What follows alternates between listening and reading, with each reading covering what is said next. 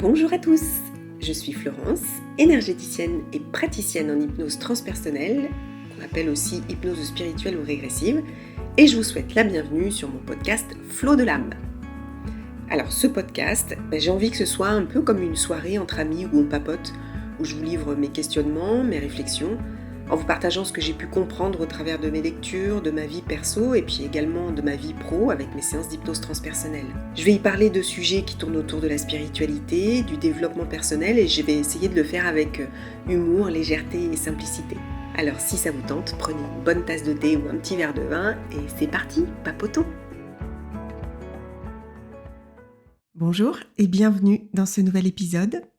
Aujourd'hui, je vais vous parler d'un sujet délicat que je vais aborder sous forme de question. Sommes-nous redevables envers nos parents ? C'est un sujet qui a été abordé il n'y a pas longtemps avec deux de mes amis fées, comme on s'appelle entre nous, qui se reconnaîtront et que j'embrasse, et les avis étaient partagés. Alors déjà, qu'est-ce qu'on sous-entend par être redevable ? Bien, ça veut dire que je dois quelque chose, que j'ai une dette à payer. Mais en quoi devrions-nous être redevables envers nos parents ? Parce qu'ils nous ont donné la vie ? Parce qu'ils nous ont nourris, élevés, éduqués et aimés ? C'est leur rôle ça en fait. Et ce rôle, il n'attend pas de retour. C'est de la transmission. Je transmettrai à mon tour à mes enfants et eux-mêmes à leurs enfants, et ce jusqu'à la fin des temps. Mais ce n'est que de la transmission. Or, si je suis redevable, cette notion d'échange, parce que c'est ça, c'est un échange. Tu m'as donné la vie, donc en échange, je te dois le respect, je te dois de m'occuper de toi, je te dois de t'aimer, et ça fausse pour moi totalement les rapports. Le lien d'amour inconditionnel qu'il y a ou qu'il devrait y avoir, parce que évidemment c'est loin d'être toujours le cas, entre un enfant et ses parents, ça ne se paye pas. Ça ne s'échange pas contre quelque chose puisqu'il est inconditionnel. Mais alors pourquoi on se sent redevable ? Il y a plusieurs raisons et la première c'est que grâce à eux nous sommes en vie. Ils nous ont donné la vie. Et ici le verbe donner est très important parce que oui, ils nous ont fait le don de la vie, mais un don n'attend pas d'être payé. Et puis ensuite, il y a selon la façon dont on a été élevé, le comportement de nos parents vis-à-vis de nous et les paroles qu'on a pu entendre font qu'on a un sentiment de loyauté envers eux. Et ce sentiment, il peut être tellement fort qu'on passe leurs désirs, leurs souhaits, leurs projections sur nous avant nos propres désirs. Et on est coincé parce qu'on ne veut pas les décevoir. Et c'est ce qu'on appelle les dettes inconscientes. Est-ce qu'on doit tout accepter sous prétexte qu'ils nous ont élevés et donné la vie ? Certainement pas. Et concrètement, comment ça se joue ? Comme toujours, j'ai envie de dire, ça commence dans l'enfance. Mais ça peut se poursuivre toute notre vie si on n'en prend pas conscience et qu'on n'y met pas un stop. Et ça se joue déjà avec des petites phrases qui n'ont l'air de rien. Et d'ailleurs, les mots, bien sûr, ont leur importance, mais c'est surtout l'intention, consciente ou inconsciente, qu'on y met qui va faire qu'on va se sentir redevable ou non. Et la phrase qui tue, pour moi, la première en tout cas, c'est « avec tout ce que j'ai fait pour toi ». Et puis souvent, on a derrière dit ou sous-entendu « c'est comme ça que tu me remercies ». Alors évidemment, il y en a plein d'autres. Il y a aussi « j'ai tout fait pour toi ». Donc là, en gros, sous-entendu, je me suis sacrifiée pour toi. Et puis il y a aussi le début de phrase qui tue, c'est le fameux « quand je pense ».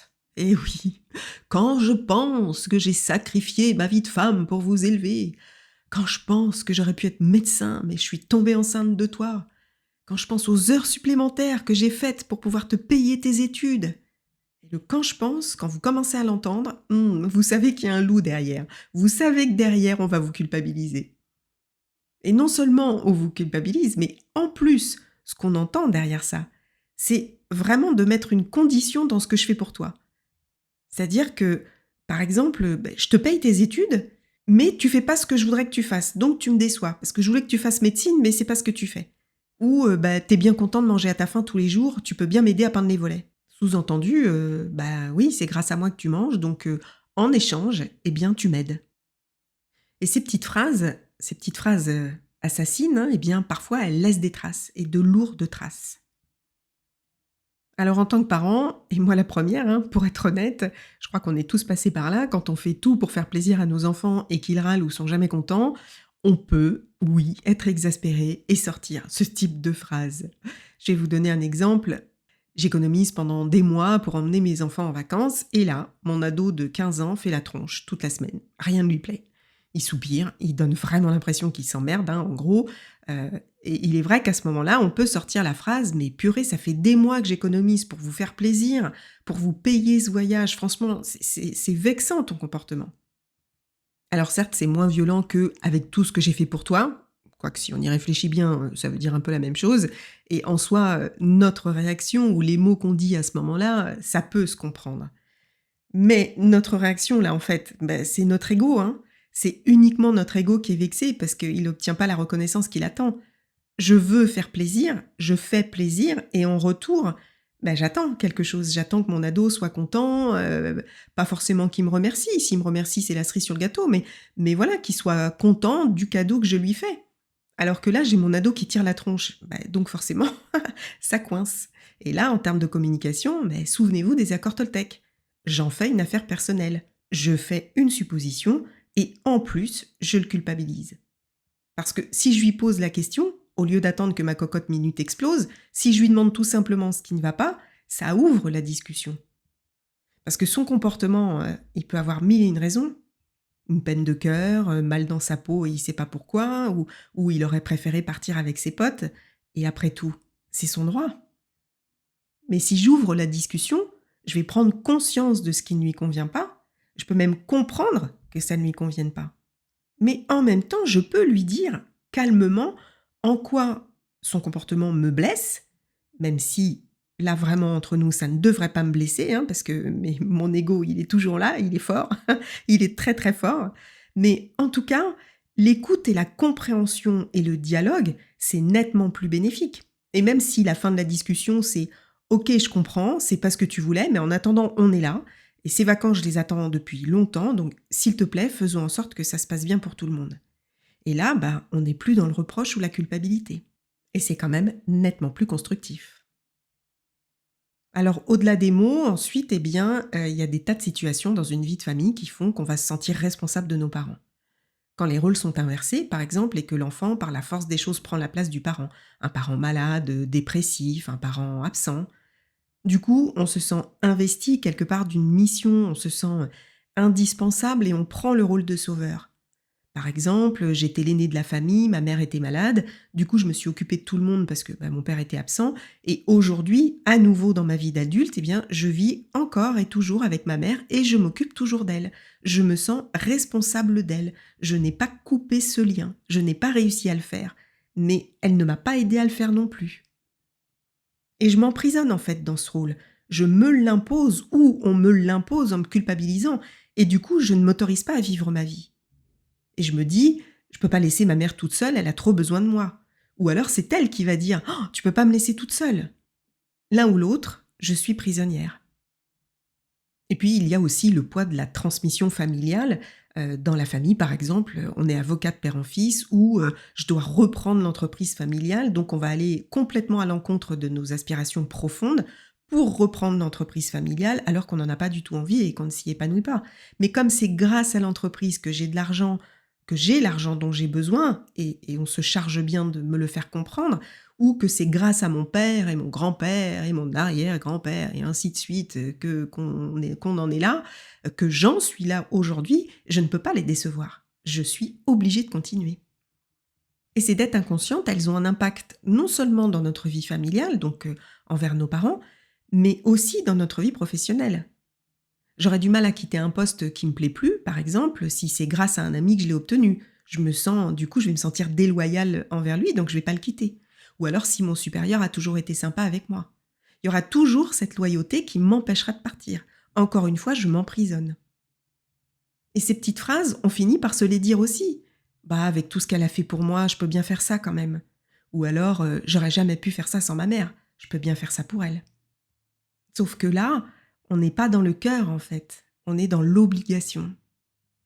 Et en France, on a justement obligation de s'occuper de ses parents qui sont dans le besoin. C'est la loi.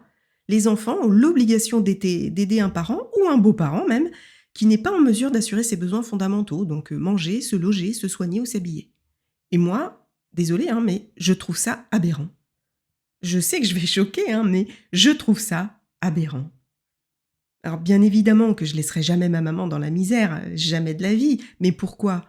Pas parce que c'est ma mère et que je le dois, mais parce que c'est une maman aimante, avec ses imperfections bien sûr, comme tout le monde, mais c'est une maman qui nous aime inconditionnellement. Et je le ferai parce que je l'aime, pas parce que je le dois.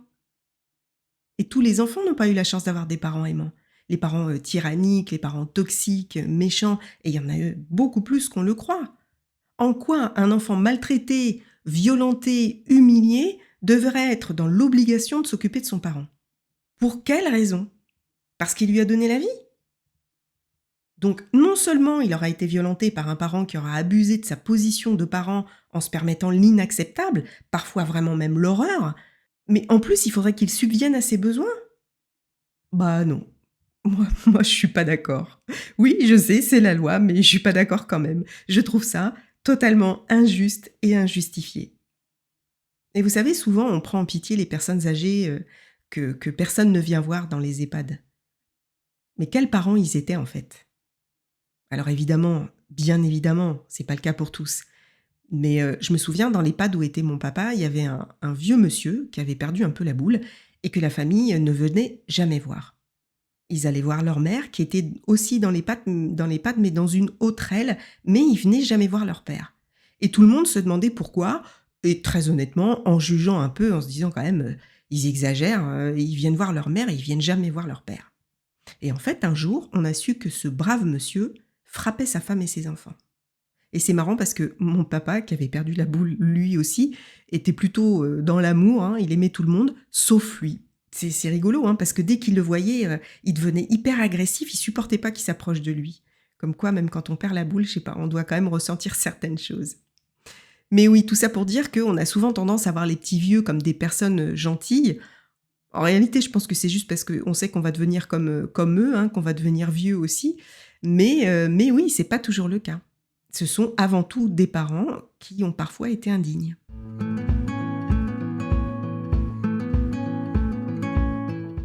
Dieu aurait dit à Moïse cette phrase qui nous conditionne depuis des millénaires, le fameux commandement «Tu honoreras ton père et ta mère». Et dans l'évangile selon saint Matthieu, il ajoute même que celui qui maudit son père ou sa mère sera mis à mort. Alors bon, je veux offenser personne, hein, et chacun est libre de ses croyances, bien évidemment, mais pour ma part, je n'adhère pas du tout. Dieu n'impose rien. Dieu ne condamne pas. Dieu est amour pur. Quand je parle de Dieu, c'est pas au sens religieux du terme, hein, là je parle vraiment de la source, hein. Et les évangiles ne sont que des interprétations humaines. Et ça, par contre, c'est la réalité, hein. Saint Matthieu, Saint Luc, etc., n'ont fait qu'interpréter les paroles de Jésus. Jésus n'a jamais rien écrit. Bref, en tout cas, ces petites phrases, elles nous imposent un code de conduite depuis des siècles et nous maintiennent dans la crainte de ne pas atteindre le paradis si on déroge à la règle. Ce qui est totalement faux, hein, mais bon, ça fera l'objet d'un autre épisode, je pense. Alors, si on se place du point de vue de l'âme, effectivement, j'honore mes parents car je les ai choisis. Je les ai choisis parce que la façon dont ils vont m'élever est ce qui va m'aider dans mon plan d'incarnation. C'est ce que je suis venue expérimenter et c'est ce que je leur ai demandé. Donc même si du point de vue humain, ce ne sont pas des bons parents, du point de vue de l'âme, je les ai choisis exprès. Car c'est effectivement ce que je leur ai demandé. Donc, je peux les honorer. Je me dois... Ah, j'aime pas, j'ai vraiment du mal à le dire. Je les honore. Et d'ailleurs, quand je les rejoindrai après cette vie, je les remercierai infiniment pour tout ça, bien évidemment. Mais dans mon incarnation, est-ce vraiment une obligation? Honorer, c'est marquer son respect, sa considération pour quelqu'un, pour sa mémoire, c'est rendre hommage à ses qualités et à son mérite. Mais pour que j'ai du respect pour quelqu'un, encore faut-il qu'il soit respectable. Sérieusement, demandez à la fille de Dominique Pellicot si elle doit honorer son père. Alors oui, je vous entends penser, bah dis donc Flo, toi qui prônes toujours l'amour inconditionnel, là pour le coup, tu y es pas, hein? Bah oui, c'est vrai parce qu'il y a des sujets avec lesquels j'ai encore du mal à toucher cet amour-là. Mais oui, dans l'absolu, on devrait pouvoir les honorer malgré tout le mal qu'ils ont fait. On devrait pouvoir leur pardonner.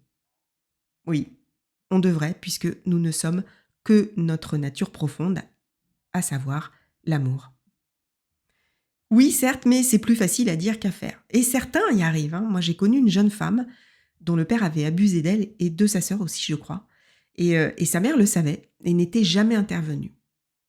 Et cette jeune femme, à force de thérapie pendant de longues années, elle avait réussi à pardonner à ses parents. Mais non seulement elle leur avait pardonné, mais elle avait compris leur propre douleur.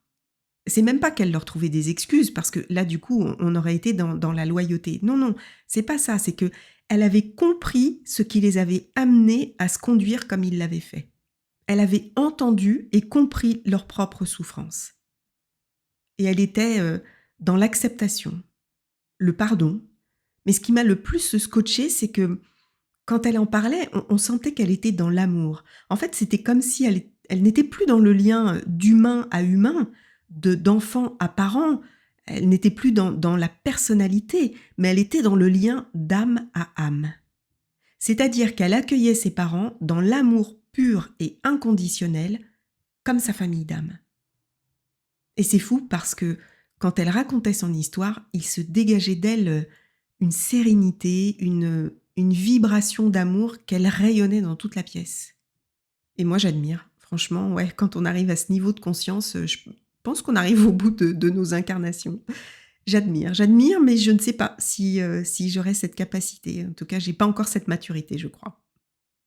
En tout cas, et pour conclure, non, on ne doit pas se sentir redevable envers nos parents.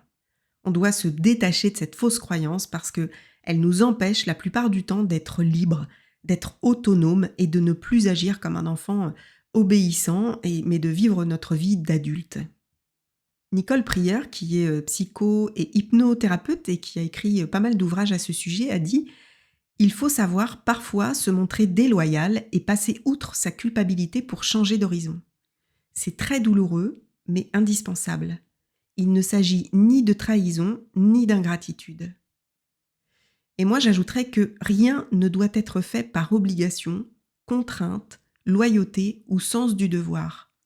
Non, pour moi, tout ce qu'on fait doit être fait par amour et uniquement par amour.